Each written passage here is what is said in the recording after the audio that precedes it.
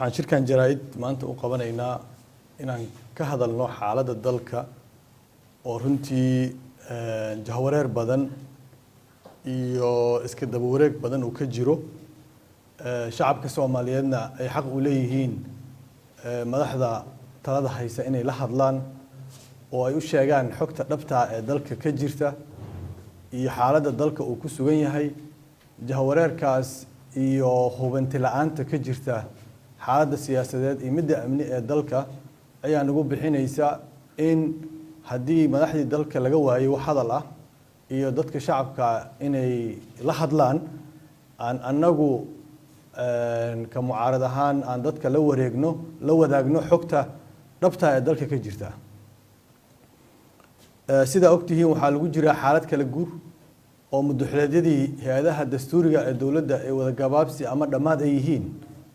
oo baarlamaankii aad ogtihiin oo saldhigga u ahaa ama unuga hay'adaha dastuuriga ahaa oo bisha December ay naga xigto September iyo October iyo November 3 bilood xilligiisa uu dhamaanayo waxaad ogtihiin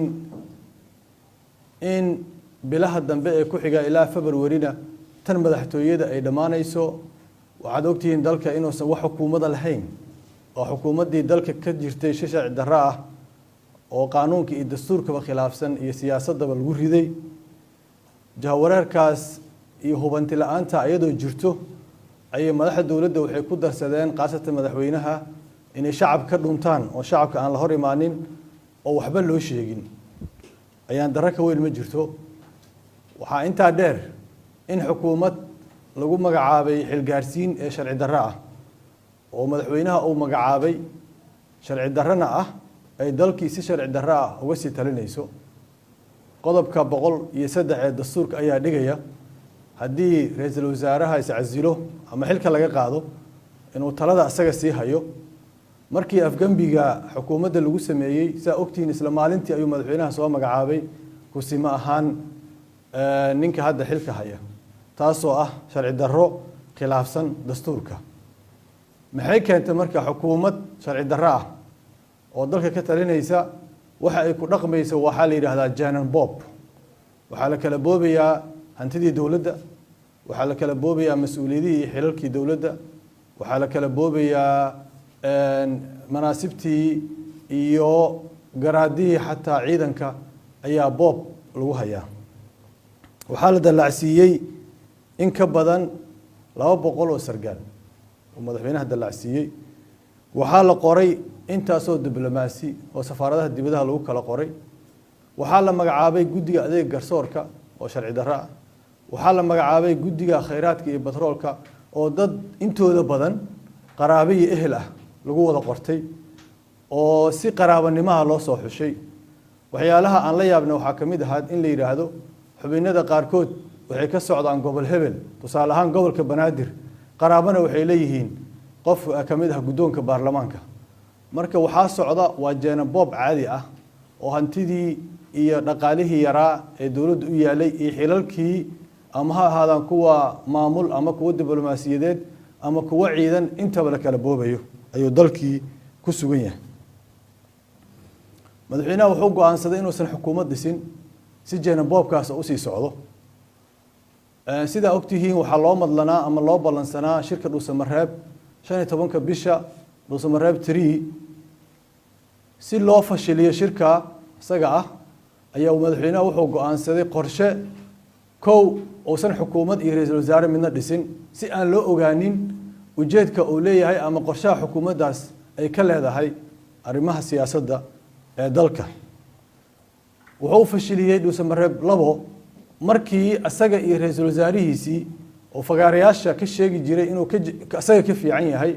dadkana ugu fiican yahay xukuumaddiisana ra'iisul wasaaraha ka fiican tahay oo si afgambi ah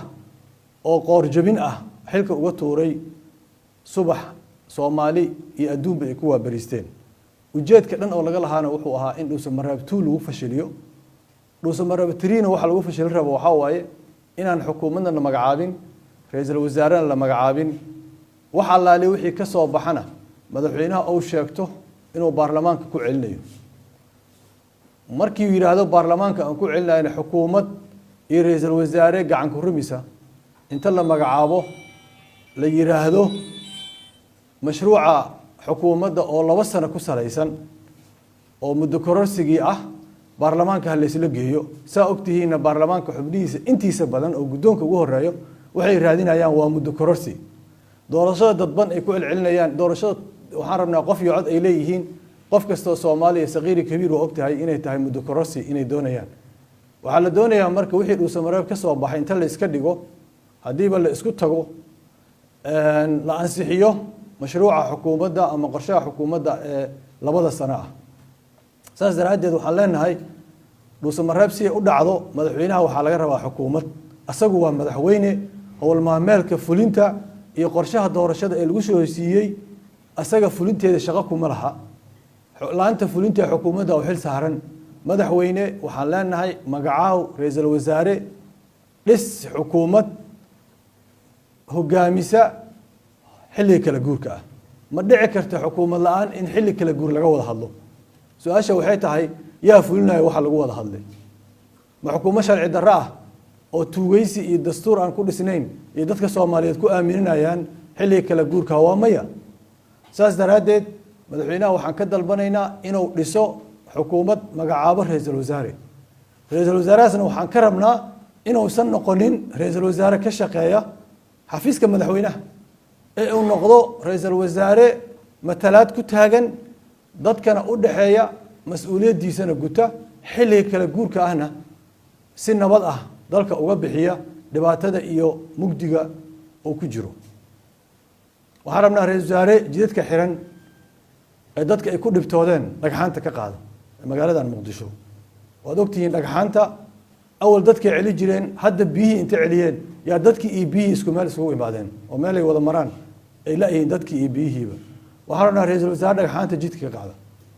waxaan rabnaa ra'iisul wasaare taliska nabad sugidda tilaab ka qaada taliska nabad sugidda wuxuu noqday xarun fasahaadsan oo shabaab iyo ayada aan la kala garanaynin saa ogtihiin maalin dhaweed ciidan ayaa la weeraray xaruntan lagu weeraray xisbiga waa la qariyay warbaahintii haatiina cid inii sheegtay ma jirto ma waxa ka ogtihiina jira maya waa la qariyay xalay shabaab ayaa hub loo geliyay salligii dhexe ee dawladda si loo fakiyo dad shabaab meesha ku jira ujeedo kale ma ahayn waxba yaan xabsiga dadka madaxda ka iyo mas'uuliyiintiisa lagu marsiyoonin waa qorshe taliska nabad sugidda ka socda waxaan kala garalaanahay taliska nabad sugidda inuu yahay shabaab iyo inuu yahay talis Soomaali u shaqeeya waa la kala garalaaya ra'iisul wasaaraha la magacaabi doono hadduu rabo kalsoonida dadka iyo dadka inay aaminaan waa inuu taliska nabad sugidda wax ka qabtaa hoggaankeeda gaar ahaan oo ayaga iyo shabaabkii la kala aqoon waayay waxaan rabnaa ra'iisul wasaare fuliya heshiisyadii Soomaaliyeed 1 iyo 2 saddexna ka gungaara oo kamira dhaliya rabnaa oo dalka si nabad ah transitionka ku dhaafiya xilliga kala guurka ah waxaad ogtihiin dadka Soomaaliyeed ogyihiin in baaqi isdaba joog ay soo baxayaan